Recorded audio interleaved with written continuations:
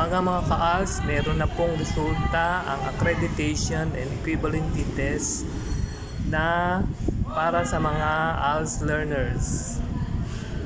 Tunghayan po natin at hanapin po ang inyong pangalan sa website ng Department of Education.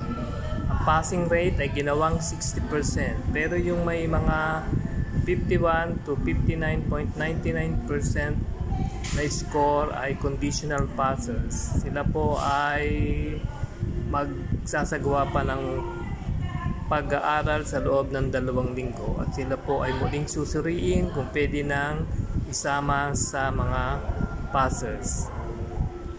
Good luck po sa mga pumasa at congratulations na din, at doon po sa hindi ay pagpatuloy lang po ang inyong masusing pag-aaral para po pumasa at magkaroon ng katunayan para makapasok sa grade sa junior high school o kaya ay sa kolehiyo at sa senior high school na din po at sa test.